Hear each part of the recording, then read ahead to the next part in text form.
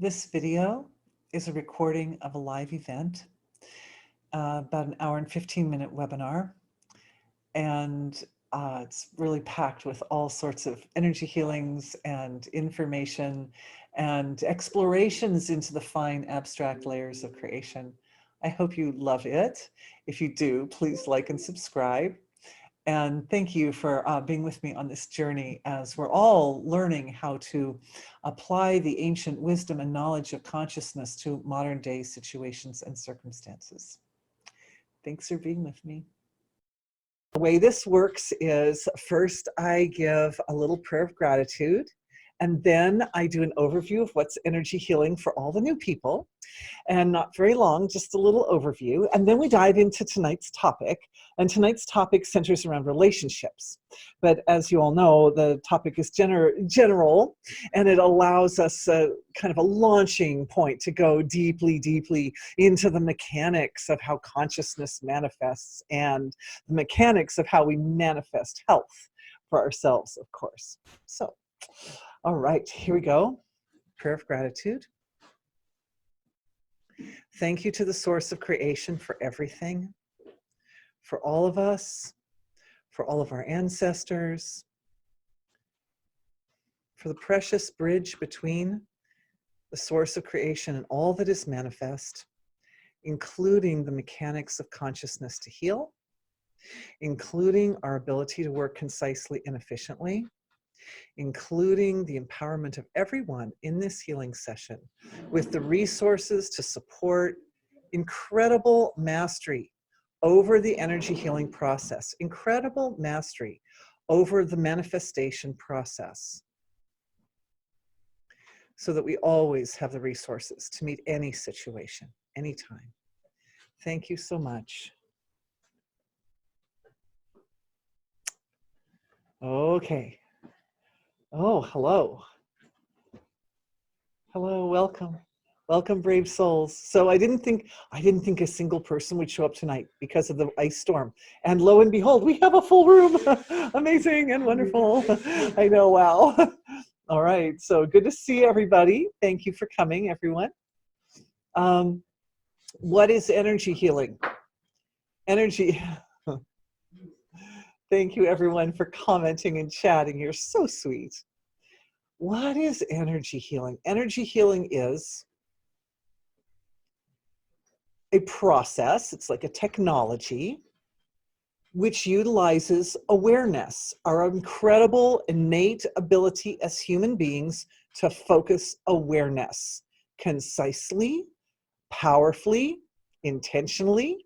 Like, this is what humans do. We're good at it. We're born with this ability. And because of that, everybody has that ability. What we're doing in energy healing is we're harnessing that ability in specific ways to produce specific effects. Why is that even possible? Because awareness is the stuff of which the source of creation is comprised. The source of creation is pure awareness, pure consciousness, pure knowingness, pure amness, pure being. So when we focus our attention, we are literally channeling that energy, which is foundational to everything in the whole manifest realm of creation, everything that is the stuff of the foundation of everything that is, we're channeling it in a specific manner.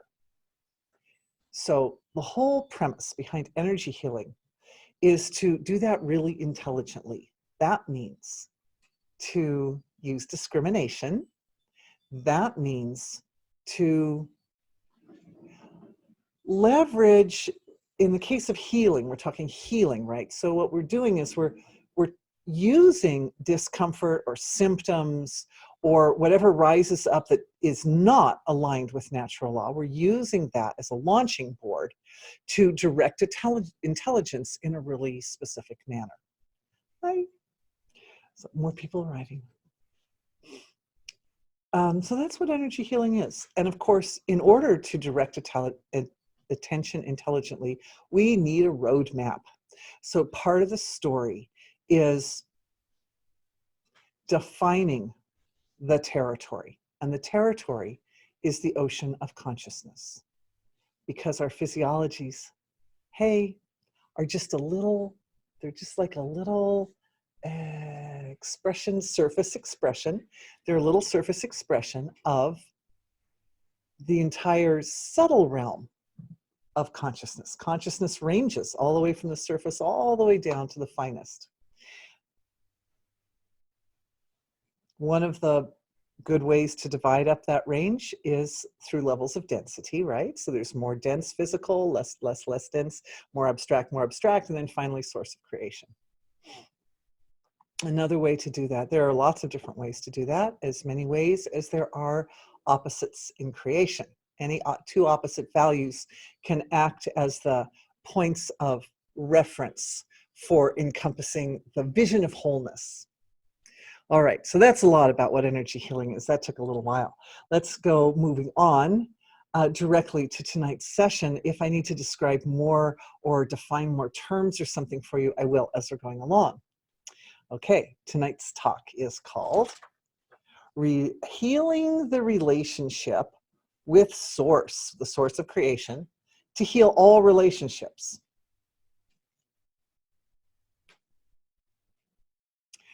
Relationships are the instruments of evolution. The first relationship, the first thing that happens is wholeness, unbounded, unmanifest source of creation, experiences itself in terms of parts. There is a relationship between wholeness and all the expressed parts. It's all just one thing. But this is the first, this is the fundamental of all relationships, all relationships. One really beautiful and very wise lady in the community here who's studied Vedic science for years sent in a question, or a comment actually earlier today, about wouldn't it be wonderful if during tonight's webinar we could heal the illusion of separation once and for all. I know, why not, right? I mean, our group is very powerful. We have done amazing things in this group, right? We've moved weather patterns around, and we've changed political situations, and we've done like incredible healings for people. So nobody else has tried it, but why not? However, I was looking at it, so I was thinking, okay, you know, I'll try anything. With you guys, I feel brave, right? So as your mouthpiece, I feel brave. But when I looked at it, what I realized is separation is essential. It's an essential component of the way in which wholeness or the creation evolves. It's necessary. Some element of separation is necessary for evolution. So as usual with energy healing, what we're doing, yes, let's heal we're from Bali. Bali is voting to heal the illusion of separation. Yay. So part of that process, and several people are raising their hands too. Part of that process is figuring out which part of separation we need to keep and which part needs to go. From my perspective, put as simply as possible, the part that we keep is the awareness of the essential necessity of separation as an instrument for the manifesting process. Because one unbounded wholeness, the ocean of consciousness unmanifest, becomes the many, right? And so there's going to necessarily be an element of the relationship between the wholeness and the parts, which is the foundation for the illusion of separation. And that's just part of, I mean, we wouldn't be here, we wouldn't be human, there wouldn't be humans, there wouldn't be stars or galaxies or anything if there weren't for that. So it's got to be there. It's that conscious awareness and recognition and appreciation and sort of reverent honoring of the role of separation as the foundation for the manifested field of creation that is good. That part's good, because when our awareness is seated at that junction, between wholeness and the parts, and we see, oh yes, this is how the creation creates, then separation is supporting the evolutionary process. When we become gripped by separation, when we become isolated into our little separate space and we start to lose, anytime the connection with wholeness is lost, then separation is no good. Does that make sense? Everybody have that? Okay. Yes. Oh, hands raised. All right. Yes. So in relationships, going back to my inner notes, and I'm checking you guys all the time because I have my own intention how I'm going to run, points I'd like to bring out for the webinar, how I'd like to run the webinar.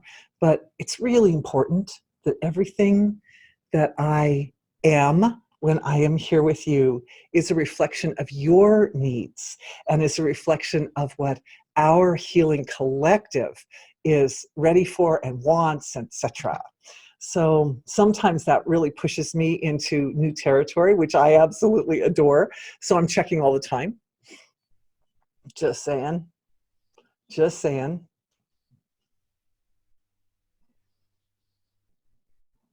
So what I'm feeling is a little energy wave that's going like this.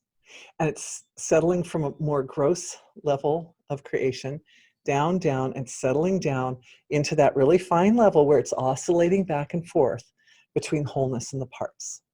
And this is us. This is what we're doing. This is the brilliance of our collective, that all of you are able to understand that premise, that we're going down, we're looking deeply into the mechanics and what exactly is happening with that little oscillation between wholeness and the parts.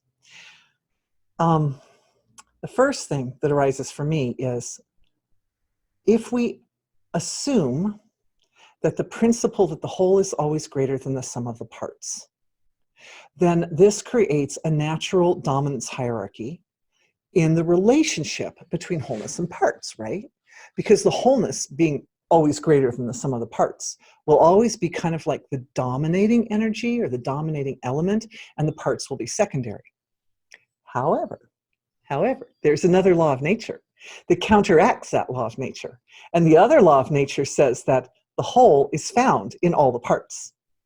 And the whole, of course, if we think of the whole as whole, that means that it's not separate. It's not like a piece of the whole that's in all the parts. Like it's the whole. The whole thing is in all the parts. So what it means is that any one of the parts is essentially greater than the sum of all the parts. And that is a paradox. Uh-oh, we just stumbled onto something right there, right? So what to do? So I was looking at this principle of these two kind of somewhat opposed laws of nature, or appearing to be opposed laws of nature. And the resolution is that there really is only one wholeness. And all the parts are that wholeness. That really, there is no, the value of separation is essentially an illusion. It's essentially an illusion, and yet it's a necessary illusion. It's a necessary illusion, an illusion which we accept in order to exist.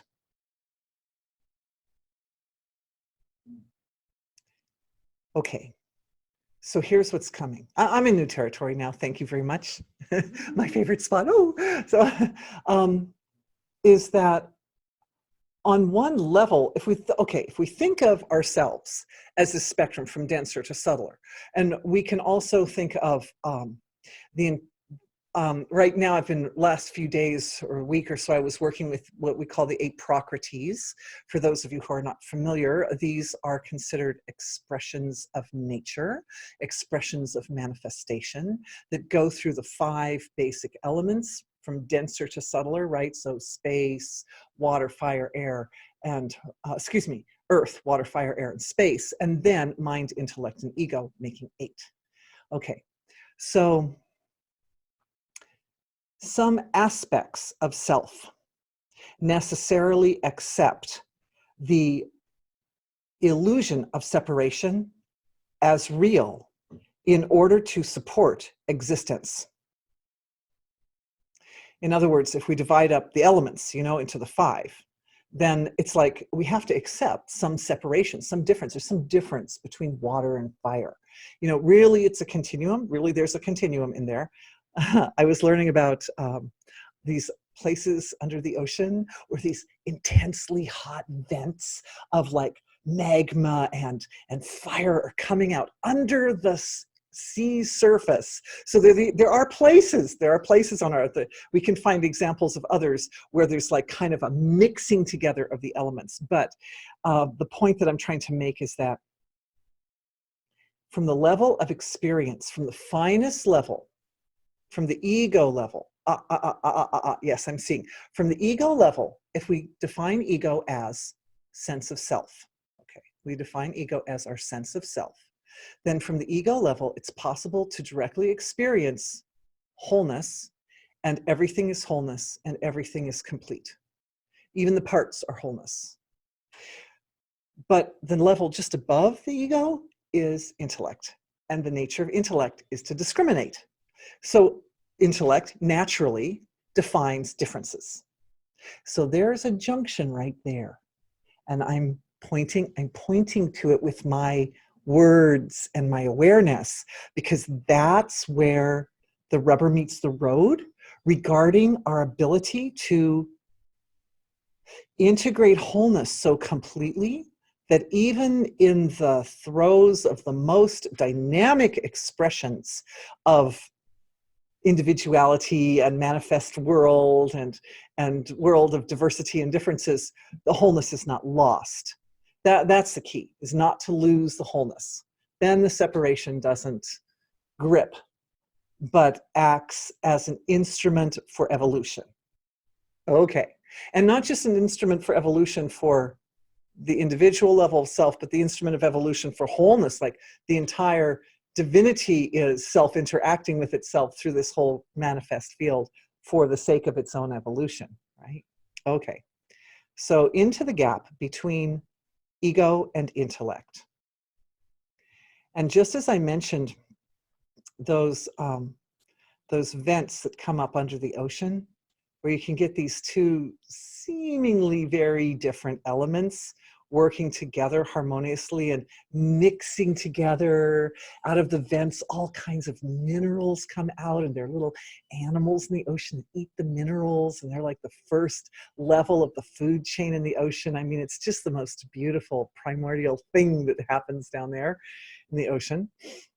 Same with us, that in the gap between ego and intellect, there is this wonderful dynamic flow of being. Now, we are breaking new ground. We are breaking new ground. And one of the areas that's up for consideration is a fairly commonly held understanding of ego within the New Age non-dual communities as being a bad thing. Ego is bad. Little ego gets us in trouble. Ego is what stops us from evolving, right? I hear this a lot, and I see it a lot because I look to what other people are doing and saying just as much as I need to in order to understand, to keep my finger on the pulse of the collective. However, if we define ego as sense of self, then sense of self is not something that inhibits evolution. What inhibits evolution, using intellect, here comes intellect, to interface with ego. Intellect says that the aspects of ego that we could say values of ego or byproducts of ego, such as conceit or vanity or selfishness, these types of expressions of ego, these block evolution. Yep, they do. But those are expressions of ego only. They aren't really the essential function. They aren't really the essential component, which is ego. They are byproducts of ego that strayed. Ego, when it strays from its connection to wholeness, then you get selfishness and separation and thinking that looking to that dominance hierarchy, like one is bigger than the other, we already established that in the dominance hierarchy between wholeness and the parts, like there isn't one that's really bigger than the other. And they are absolutely dependent upon each other. Wholeness needs the parts, and the parts need wholeness. And really, it's all wholeness self-interacting. So it's not like one's better than the other or bigger than the other. All right. And this, I'm putting that out there. And the reason I'm putting it out is because it ties into the principle from physics. God bless the physicists. that at the at quantum levels of creation, we don't see the laws of nature functioning in the way we see them functioning at the surface. At the quantum levels, there are forms that are kind of like folding into each other, and we see the same thing in Vedic science. At the most fundamental levels, at the level of source, when source is just warming up in order to express itself, what we see are angles of understanding of how divinity understands itself that look like they're nestled inside each other, forms that are nestled inside each other, and yet they can nestle this way or they can nestle that way. Something looks like it's inside the other one, but then it can switch and the first one can be inside the second one, and like that. So at that level, it's more like there's a sort of folding, there's a sort of a churning that takes place at that very, very fine level of creation. So you can't really say, oh, this like dynamism, like the absolute dynamism is somehow bigger than absolute silence, or the fold is bigger than absolute and dynamism, absolute silence folding in on each other. You can't say that. It's just, it all just is. It all just is. And what happens when we look to that level and we experience that is, it supports our ability to not be gripped by relative expressions that we have grown up with and that have gotten locked deeply in our DNA from centuries and centuries of humanity evolving on this earth, and for the sake of survival, having to dominate, individuals having to dominate each other. I'm just taking a quiet moment to look in at the DNA and see how far this awakening to the fabulous laws of nature that reside at the quantum, at the deeper levels of creation, how the awakening to these laws of nature can integrate gracefully for the ancestors and thus provide a transformation of DNA for us. Because, of course, the ancestors reside within us at the level of our DNA. And as we do energy healing work for the evolution of the ancestors, so the DNA benefits. So we support a relationship between the DNA and proteins, which exist in our bodies and interact with our DNA in order to produce all variety of effects, including copying, what do they call it, mitosis or meiosis, you know, those layers of when the cells reproduce, and as well as turning on and off various pieces of genetic information, checking in with the DNA, checking in with the ancestors, going back many generations. I'm seeing at least 18 generations. That's a lot of generations. And really, really, it goes back farther than that. Really, it goes the echo effect of the work that we're doing on the most recent 18 generations of our own family echoes back in time much further. Can echo back tens of thousands of years. So I'm just feeling that. I'm looking in at that relationship between DNA and the proteins. And the relationship between DNA and proteins is also a kind of metaphor. It's a kind of representation of wholeness and parts, because the DNA is an expression of wholeness, that's present in all the parts, right? It's present in every cell. And so every cell contains that wholeness. And that wholeness interacts with the cell through these proteins. So proteins are like packages of discrimination. They're like discriminating packages of information in our bodies, which delight when I start looking at it. Of course, you know, I'm reading the energy signature. So what I see is there's this bliss in the relationship between the proteins and the DNA. And the proteins are like, oh yeah, here we go. They're like, give me that DNA. It's like their joy, you know, it's a joy to get in there and to play with the DNA, to do what it does.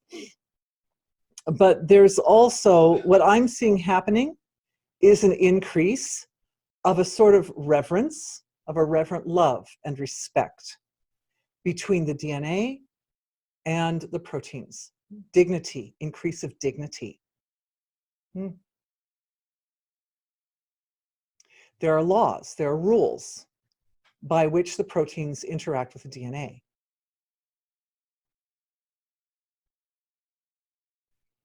I'm looking at the laws. Everybody's receiving a download.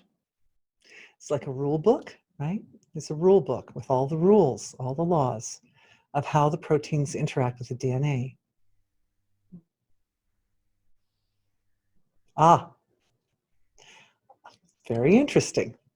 So, me telling you what's in the rule book.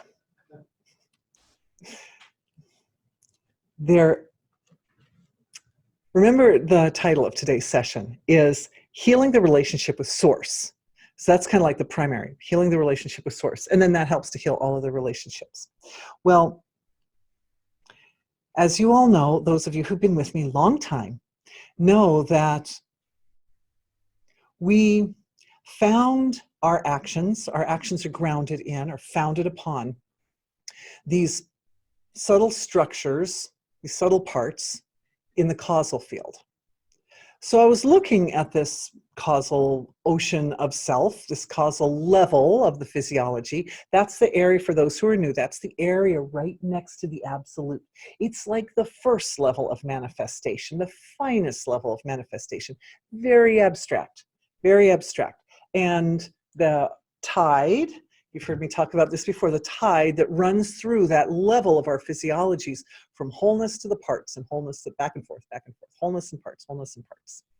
And the parts are like malleable puzzle pieces, and as awareness moves out to wholeness and then comes back to parts, we can reform and we can decide, like, oh, I think I'm going to bring a new area of my own causal body into my fine focus, into my center focus. So I was asking being, like, what would be the most useful if you could only bring one area of the causal field of self into fine focus, or if one had to build a system of, like, this would be more useful to focus on, that would be less useful, like what would be the most useful? And what came was this beautiful expression of potential. Beautiful expression potential. So I was looking at this pure, just pristine, clear, white, like brilliant white quality of self. And what I saw of that was that this quality of pure potential resides in all of us. We own it, and we really are soaking in it when we're born, when we're infants. We come into the world infants, and we're just in that pure potential, so in it. So it like so permeates and fills all of what we are. And it doesn't matter how dense or dark an environment a child is born. That potential with which they enter the world shines the light of hope for the future, for everybody, for their family, for everybody. That's why it's such a great celebration when a baby's born. Then it's up to the parents to cultivate, to see, to recognize and identify that potential, and then to cultivate it, to support, at least to provide resources for the child. So that pure potential is an expression of self which seems to be, at this time, to the best of my ability, the closest resonation of the finest level of feeling of the causal body, the closest one to pure being, to pure potential, to pure consciousness, to pure unmanifest being. And it includes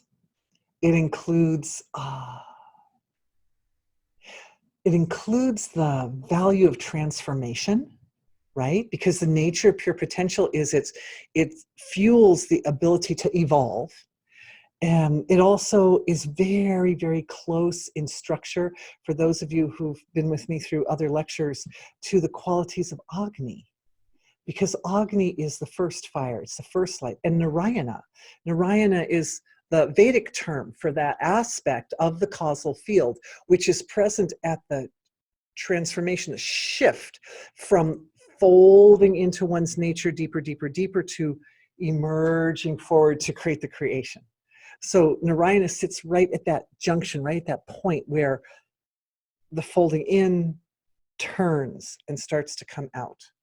So we could say that Vedic science has identified this pure potential energy as an animate expression of self and given it the name Narayana. Because really that's that energy that's right there. It's right there before the Big Bang, before it all emerges. It's owned by us. And that quality of consciousness sits in the junction between ourselves and every evolutionary transformation we experience. And it heals and holds a space for our relationship with wholeness. It makes us close to wholeness when we have that particular quality of self in the center of focus. For a lot of us, when I first discovered it, and so I say for a lot of us, I'm slightly making an assumption there, but I would think that for a lot of people, we haven't really soaked in that feeling for a while, maybe since we were little. As we soak in that feeling in the finest level of expression, this has an activating and enlivening effect for the entire flow of life, because it's most prevalent at the moment of birth, which means we're connecting ourselves right now to the moment of birth. And in that connection, we're realigning the entire life's trajectory according to the evolutionary structure of the whole creation, of wholeness. Because wholeness is moving in that pure potential all the time, right? Wholeness is the source of that energy, and is the source of every evolutionary or evolving expression in creation, every evolving expression. Purification. So purification is coming up. I'm just saying it as it's coming up. And as I'm saying the word purification, I'm kind of like feeling the purification energy. I'm also having awareness of Australia. So offering, I know, God bless. So what's happening right now? And also today being a day of an eclipse, a lunar eclipse, these movements, when the movements of the planets align in specific ways, it definitely causes, in this case, it causes purification, which is beautiful and necessary. Beautiful and necessary. Suffering not necessary. Purification necessary. Purification preceding the expression of a greater expansion of consciousness for everyone. Thank you. Another download coming. This download is coming to further activate and awaken the junction between ego and intellect. And as that's happening, the purification that's occurring in that gap between intellect and ego is clearing illusion. Illusion is clearing. So I love that, because when we think of the quality of separation, if we think of it as necessary for evolution, and yet it does have an illusory element to it, because really wholeness is all there is. And it's the ability of wholeness to self-interact produces this effect of multiplicity.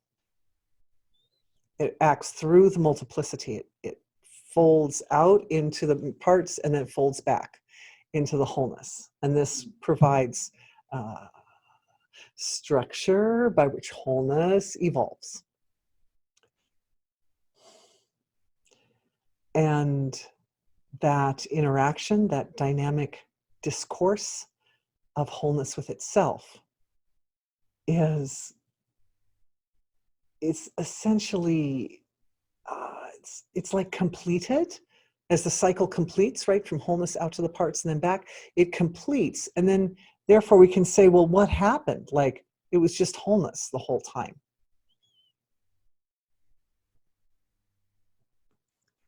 And what I'm feeling is an activation of our hearts. The question is being posed to the field of wholeness through our collective from the heart. So it's like a really genuine, it's like really a heartfelt desire to know this thing. And I'm just feeling it like kind of radiating from the heart of our group, from all of our hearts, to the wholeness of creation.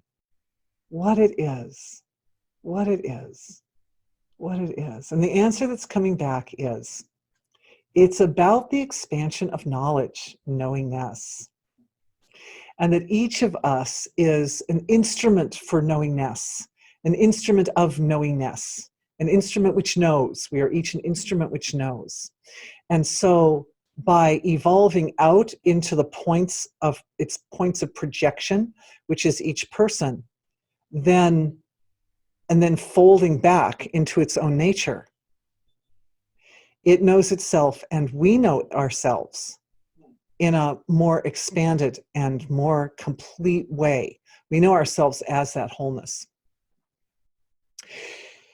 Also, I mentioned at the beginning that relationships are the instruments of evolution. So how this knowingness takes place is founded on our ability to focus our attention intelligently. So we're going to go, I see we're moving into this area now about more into the mechanics of focusing attention. The universe is constantly evolving. So some areas of ourself have to stay stable. If they're aligned with universal evolution, then we stand strong on that foot. What's aligned with universal evolution? But because the universe around us is like evolving all the time, there are always going to be parts of ourself that are coming up for question. Are they maintaining appropriate alignment with the overarching flow of nature's evolution at any given moment? And something that feels strong today could be not strong or not as well aligned tomorrow, because the whole field around us is changing and evolving. So this is where we're coming in. We've been looking at this junction between intellect and ego, more from the side of ego. And I see what's happening now is we're shifting over, and we're now looking at a little bit more from the side of intellect. How does the intellect discriminate? Which area is most out of alignment and needs attention to heal, to evolve, right? How do we figure that out? The answer comes back to this quality of pure potential. That the pure potential is our closest alignment. It's the part of our ego, of our sense of self, which is most closely expressing wholeness. It's most closely expressing pure being, pure potential, pure consciousness, pure awareness, unmanifest, right? Because potential's as yet unmanifest, unmanifest being as it's coming into expression in this creation. So we're kind of sitting on this little stone. We're sitting on a rock in our little scene right here. We've got a little perch like that. I think that's a bird right there. The bird's on its perch. Our perch of our pure potential as a means of measuring how close any part of ourself is with the fundamental of universal evolution. And I'm just looking at it and asking, and what's coming back is ego. Ego is the area of self. It's the aspect of self which is most commonly up for change. Sense of self, who we are. That in other words, any time, any part of us, like say some part of the being falls ill, say an organ or something falls ill, it means that that's the next area of the physiology that's up for transformation and to become better aligned with divine structure, divine expression. Like most of the body is aligned with divine expression, but that one part is not so aligned. So it falls ill and it causes your attention to go to it, right? It hurts. You put your attention, the attention starts to activate and enliven wholeness in that organ. And as it does so, the organ starts to heal. And the organ will tell you what it needs. It'll say, like my girlfriend emailed in, she said, I can feel my liver's angry. There's a lot of anger in my liver. And so the liver's talking to her and is saying, I'm angry. And then, of course, when you know what's happening, when that dialogue starts up, the wholeness of the self is talking to the part, right, of the liver, and finding out what's the source of the anger, then the solution arises. The solution arises spontaneously as a byproduct of putting attention on the organ, recognizing the deepest level of what's not okay right there, and dipping awareness into the field of infinite creativity, the source of creation, for the antidote. And just feeling it. So in this case, who's hurt is the ego. And I feel that the approach to the ego that we've been seeing for a while in the New Age circles I've actually heard people say things like kill the ego, like kill it, kill it. The thing is, you don't want to kill some part of yourself. That's not good for you. and also remember, it's a healthy ego, an ego which identifies with wholeness, which makes us strong. If the ego is strong, then a person functions in a very dynamic and powerful manner in their interactions with other people, are supportive of everybody's evolution. They rise up people. And you see even people who aren't fully evolved and enlightened. We've been studying great rulers and leaders and military leaders and so of the centuries past, and they're people like Julius Caesar.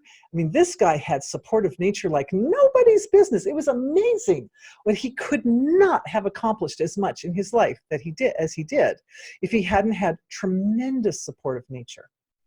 And this was a person who ultimately wasn't fully aligned. The ego wasn't fully aligned with wholeness because certain actions were taken out of that sort of small intentions, of making himself look better than the next guy, things like that. But even so, there was enough of the ego, enough of it was centered in the desire for the overarching good of all. He was in charge of the whole of the Roman Empire, which was a lot of people. There was enough that was aligned with that he got unbelievable supportive nature, like supportive nature when he should not have gotten supportive nature, like stepping outside the laws of nature right there. So So we know that this is very powerful, that it's very, very powerful to have a really healthy ego, to have a really connected ego, to have an ego which is aligned with divine ego, cosmic ego, with that intelligence which is responsible for organizing the evolution of the entire creation. That level, that universal level of evolution.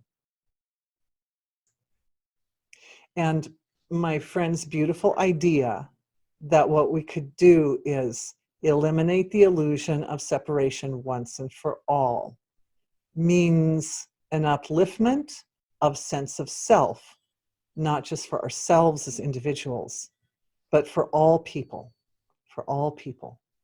And that means increased discrimination at the intellectual level to be able to very carefully determine which part of ego is fully aligned with cosmic ego, with divine wholeness, and which part of ego is somehow still gripped by separation.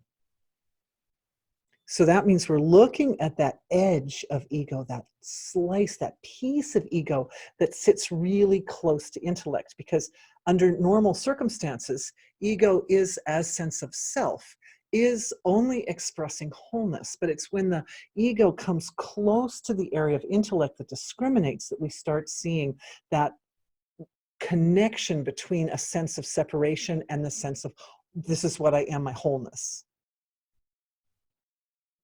It's very interesting that this is coming up. I need to bring in a piece of information that rose up yesterday.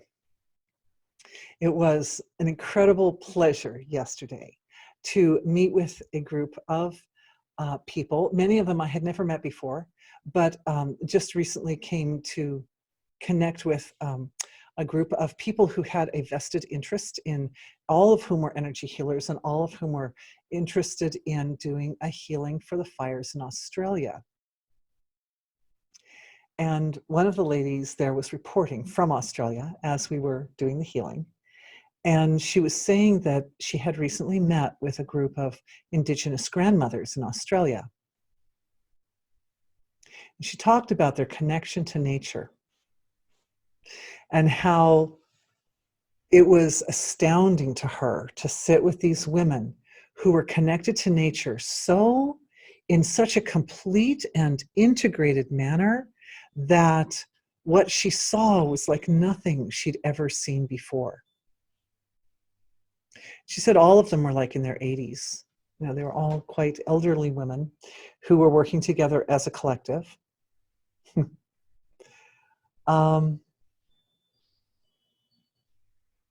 So what I'm doing is I'm taking a little look.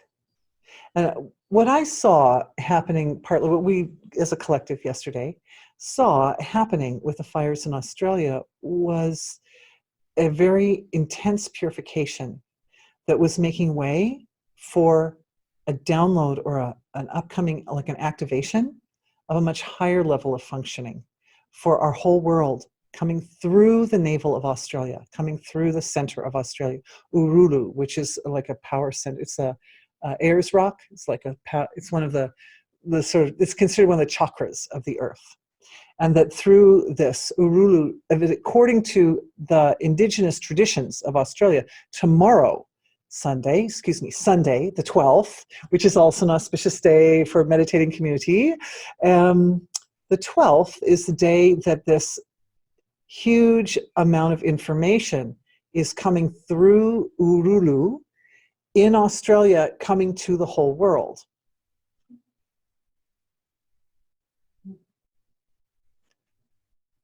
I saw the energy of the fires as arising from an exploitation of the land of Australia by the Western world, partly. There was many different facets to it, but that being one of the elements that was responsible, because the indigenous people had been the stewards of the land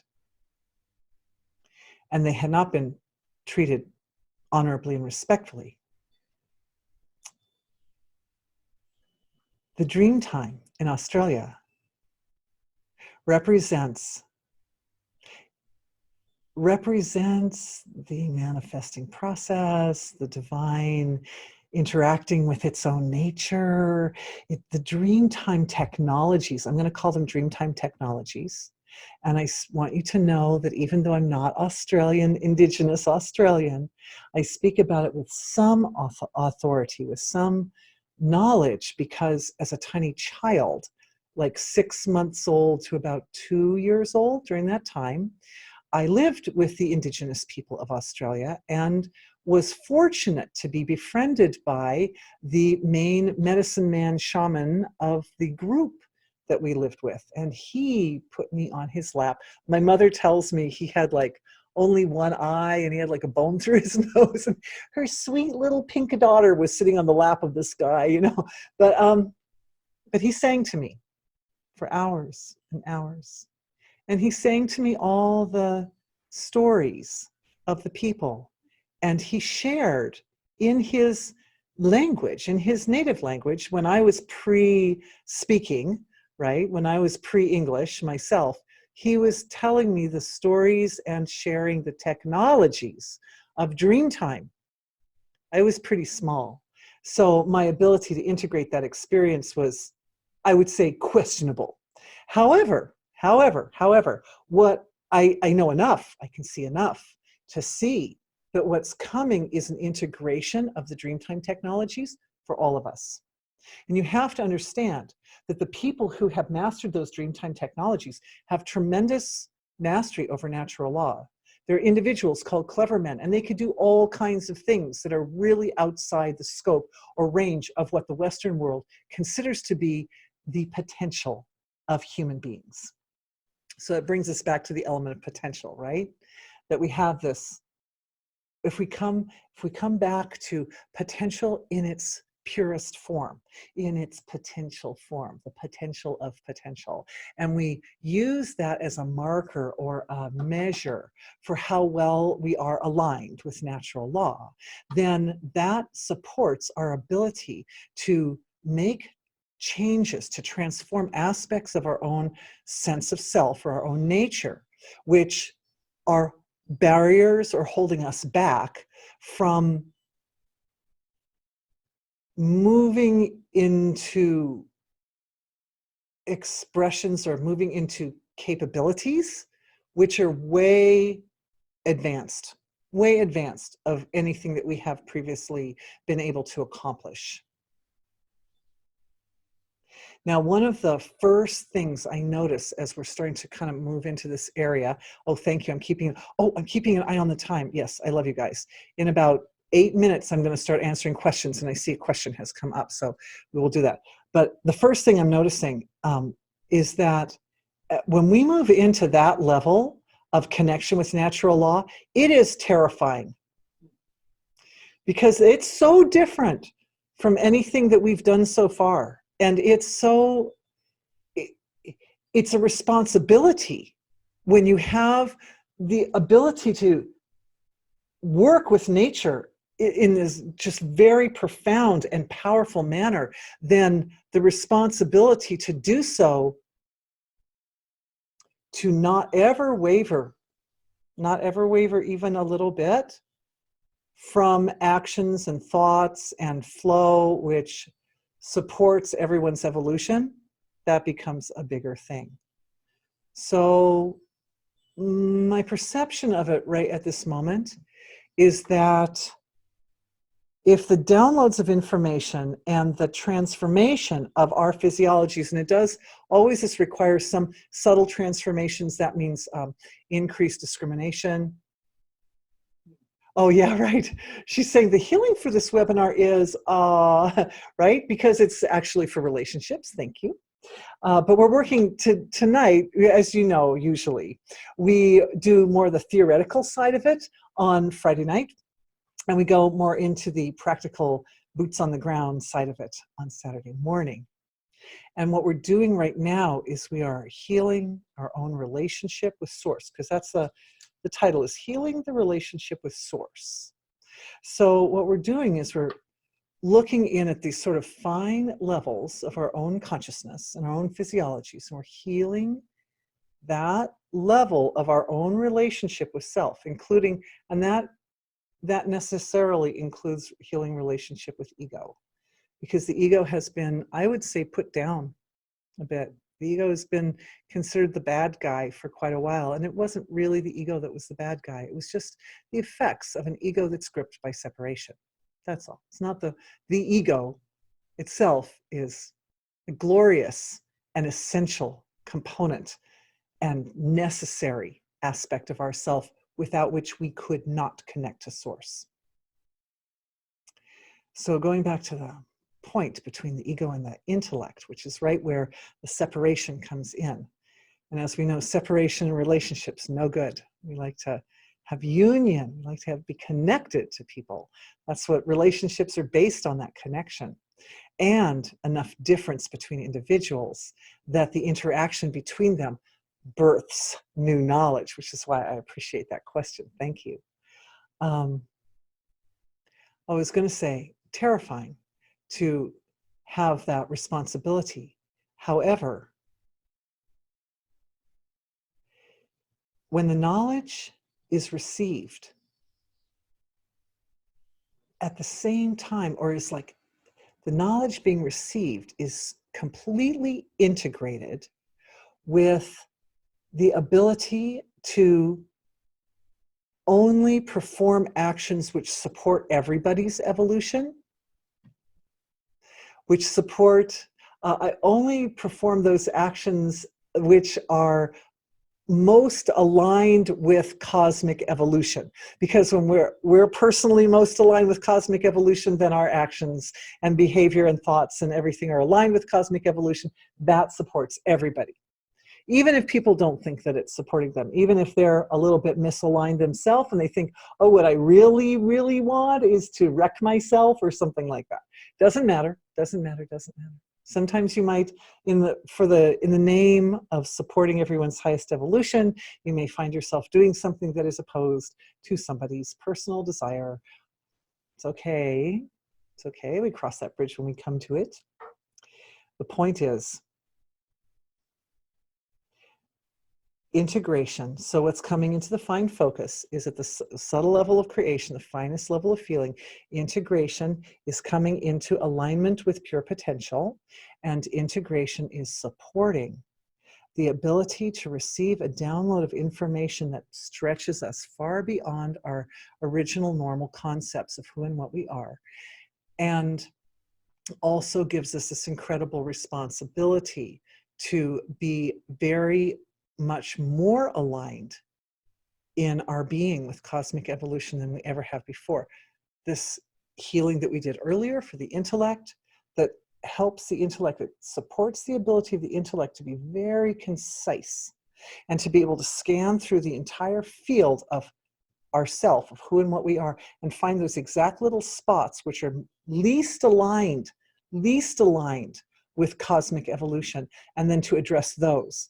And this upgrade for the intellect is going to help everybody in our group avoid suffering and avoid full-blown illnesses, because full-blown illnesses are born of ignoring those spots.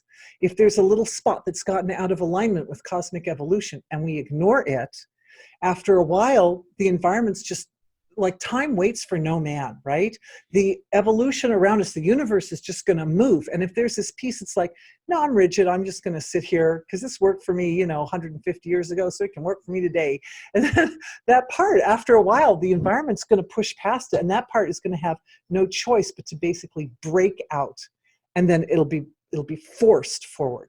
And so what we're doing in this healing for the intellect and the ego, and sort of conjoining, like softening the communication between these two parts of self, is we're allowing the intellect, or we're supporting the intellect to become very discriminating and very sharp, like concise, to find any little spot that has become misaligned with cosmic evolution. Find it early. Find it before it gets forced, but find it when it's still just a slight misalignment. And then awareness goes there, and it brings everything back into alignment. Everybody knows that we do most of this type of work during sleep and dream state, right? The finding of it happens with maximum awareness. So that would be waking state. But the actual realignment, the adjustment, the healing, the wholeness, bringing it back to wholeness, that is done very easily, like gracefully and fluidly in dream and sleep state, because our nervous systems function in a very kind of flexible manner when we're in dream and sleep state. That's why the environment, like the dream environment, is very flexible, right? It can morph and change. All right. Okay, looking at the clock, I promise I take questions at the end. Hello from Canada. She's saying apparently many of the fires in Australia were set by individuals, arsonists. And how does this fit into the Indigenous women's vision? Thank you. That's a very good question. So, yeah, I'd heard that too. That it had been set by arson. And again, what this ties in a little bit to some of the deeper imbalances that I was looking at in Australia associated with the fires. Oh, and here's someone else saying, yes, but that was fake news as they researched this. Okay, it doesn't matter. It's good. Thank you. Thank you, everybody. I'm telling you, it's so complicated.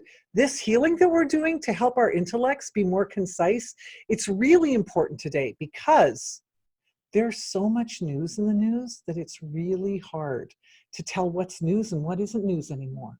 You noticed? It's like, it's crazy.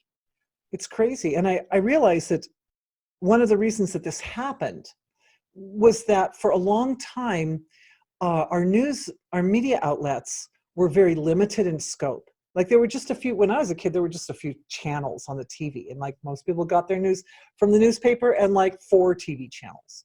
And now, it's huge, there's news everywhere. And so when there were a smaller number of media outlets, it was very easy to filter and control what information came to the masses.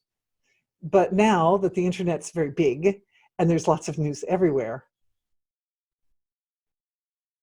she says the fake news was to debunk the climate change issue. Right, that makes sense. Yeah, that now that the news, we have access to, one of the things my son was saying the other day was that the amount of information, immediate information that we have at our fingertips is the same for us as individuals today as it was for a president. I think he said President Reagan, who was few decades ago. I think Reagan was president when, oh boy, shows my little gap there. You don't remember exactly what Reagan's years were, but was he in the 80s? I think he was in the 80s. Anyway, yeah, that, it's a lot of information. We have a lot of information at our fingertips. So the way to keep the masses still guessing is then to inundate all the news areas, all the places that we get news with so much conflicting. Oh, thank you. 1981 to 1989. Oh, I remembered. Thank you. Thank you for validating. Yeah, is to inundate the media outlets, completely inundate all the different places where people get information, and purposely put up fake news so that people are still in the dark.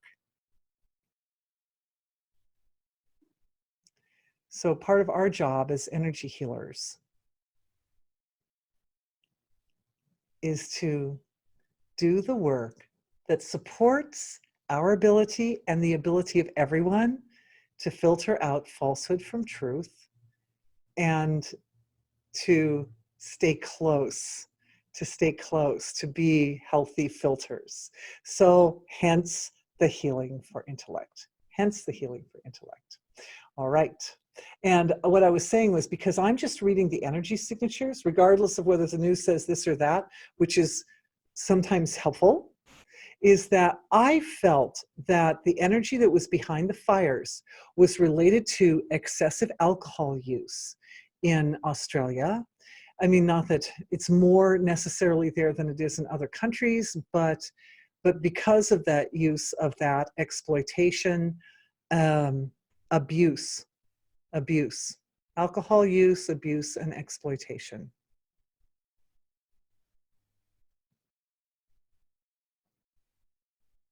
those energies were sitting behind those fires. All right. So we did some healings for those. Okay. So this beautiful lady is saying she loves the revelation that the fires in Australia are a big purification, preparing the planet for a major upgrade on January 12th, because it reveals how something seemingly negative is actually very positive. Yes. So what's happening is, my lady who reported yesterday said that they estimate over 1 billion animals have died in Australia. And those who are empathetic and sensitive in Australia have suffered from this loss, because when the animals, so many souls go across the veil, all of a sudden, it's their fear, their pain, their trauma, all that releases into the collective consciousness, and the sensitive souls feel it. So, and the other side of that is that anytime there is a transition for a soul, our role or our job to grieve actually supports the graceful transition. It's like part of the work that we do. It's something that we do to loving heart. The loving heart grieves for that individual, or in this case, 1 billion individuals whose lives matter, whose lives are important, whose lives added values of sweetness and beauty and softness and goodness and all kinds of other qualities to our world that made our world rich. So these souls evolved really quickly, like at least 1 billion souls evolved really, really quickly, just in the last few weeks in Australia. And that evolution essentially was a move from individuality to wholeness, right? Because first it experiences, I'm just a koala bear in a tree, and the next thing it experiences, I'm just being. I'm part of a big, big flow of nature's force all around me. And all of a sudden I am that force, and I am in that force, and that force is just the flow of self. So the move from individuality, from experience of self, experience of ego as individual, to experience of self as wholeness occurred very quickly for a mass of sentient life on our earth over the last week in Australia. And as much damage as that might have done or is doing to the gene pool in Australia, and of course we know that the genetic pool in Australia is unique on our earth, and so it's going to create a kind of a bottleneck effect for the species that are involved. As much as that's the case, supporting the graceful transition of those souls is also, I feel, part of the process of an expansion of consciousness, because that really is what happens when a person passes, or a being passes across the veil, is that the consciousness which was contained in the physiology gets a chance to expand. So liberated and freed. And the trees too, because the trees are living beings, and some of them most likely, because we know trees can live to be very old, have been around a long time. If we count the trees, I'm sure it's in the tens of billions probably.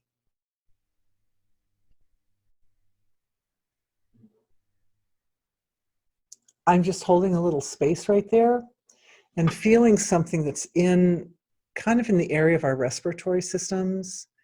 And I'm feeling the edge of harshness, that's that initial energy kind of behind the fire, the fierceness of the fire, and the feeling of overwhelm.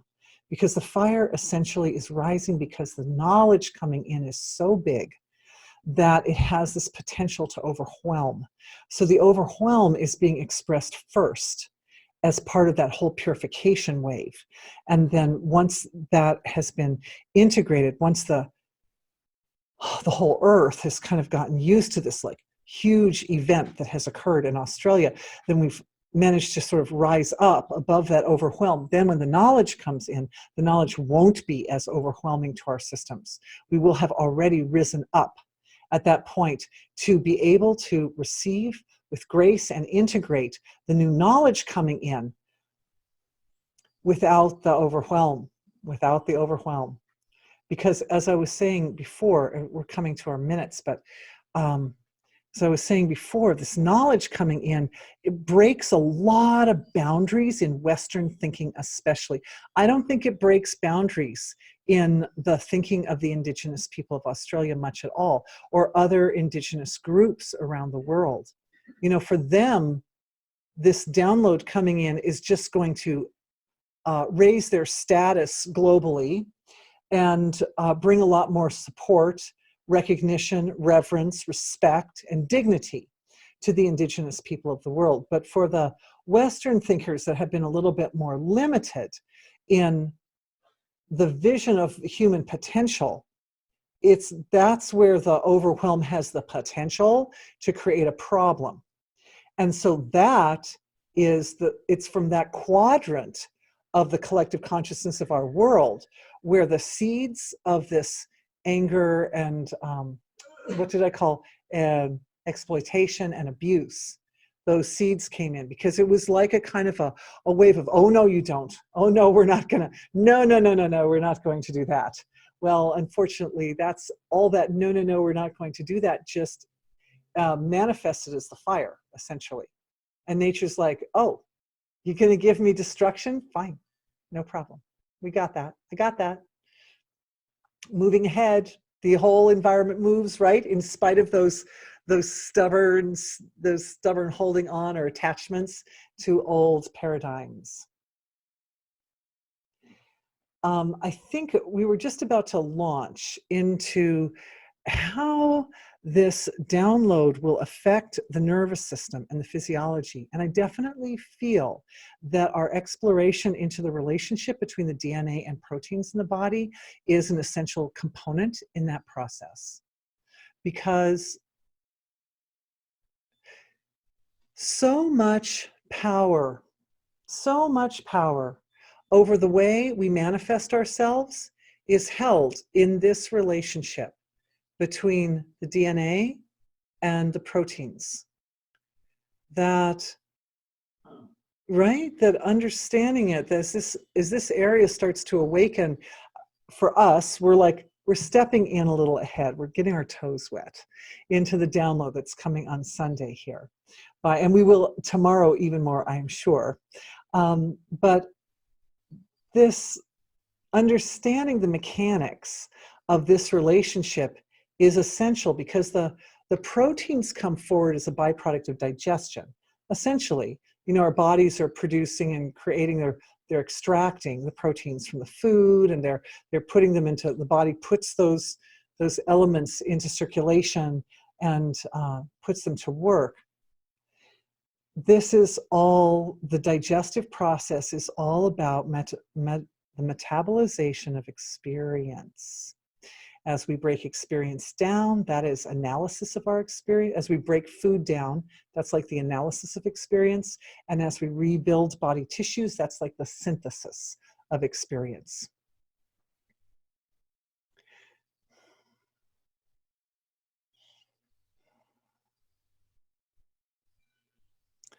We didn't go very much into our relationships with other people today. And so I think tomorrow's session, we need to mostly focus on relationships with other people. But the way we interact with other people is founded upon the way we interact with ourselves. And so it's good that we spent today's webinar really focusing on our relationship with our own sense of self. Yes, and upgrading our potential as individuals to access inner resources and to possess finer discrimination for the sake of making better decisions in our relationships with other people.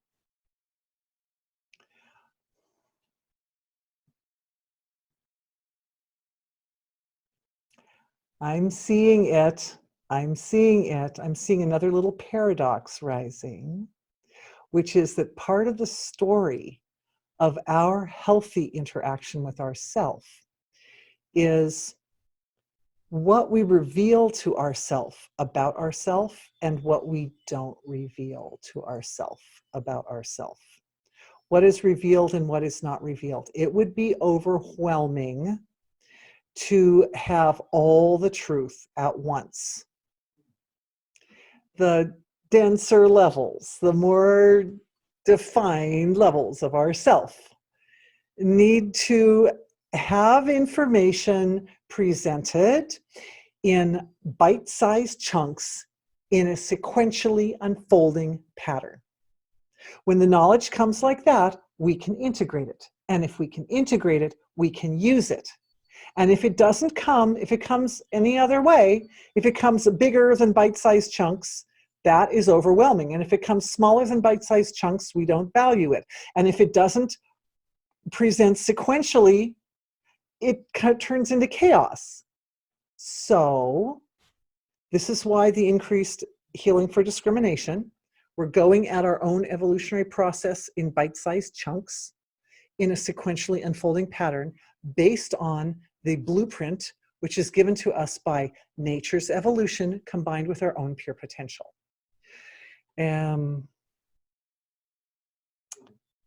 Then when relationship with self has moved into this arena where we're really experiencing very comfortably, we're experiencing our own evolutionary process and our own, the confidence that we have all the resources in place and we have all the structure in place to move forward with maximum grace, effectiveness, speed, efficiency, then that's the foundation for discriminating in our relationships with other people. And there is a lot to be said about that. So I'm going to save that for tomorrow because we're a couple minutes over time tonight.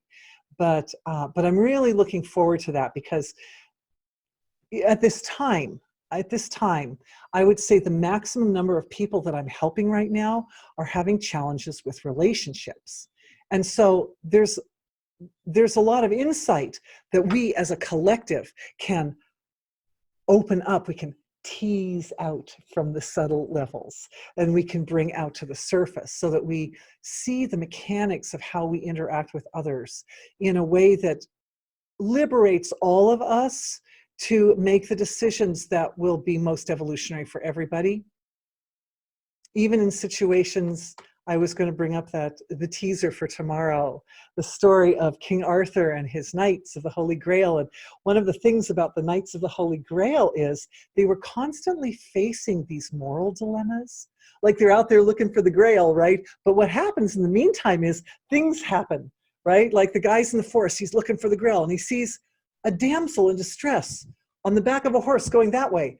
And then before he gets a chance to go after to help her, he sees his brother calling, brother, come help me. He's being chased the other way by someone's trying to get him. And he's like, oh no, what do I do? Do I help the damsel in distress or do I help my own brother? You know, and this is like all over the story of King Arthur and his knights. And so these types of situations, this is the beauty of relationships, is they provide a lively bed, a lively ground for these types of experiences that test our abilities to make really the best decision under pressureful situations. And so we do need to look at that so that we can master that. And thanks to tonight's work, we have set the ground. And I am very much looking forward to sharing that with all of you tomorrow.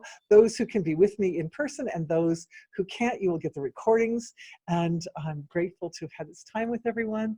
I wish everyone a beautiful, beautiful, peaceful rest tonight. And may all the work that we did tonight in tonight's webinar integrate completely for you in tonight's sleep and dream state. May you wake up tomorrow feeling like new people. And as the download comes in on Sunday, you're going to be so ready for it. You'll be like, yes, I knew that already. Okay.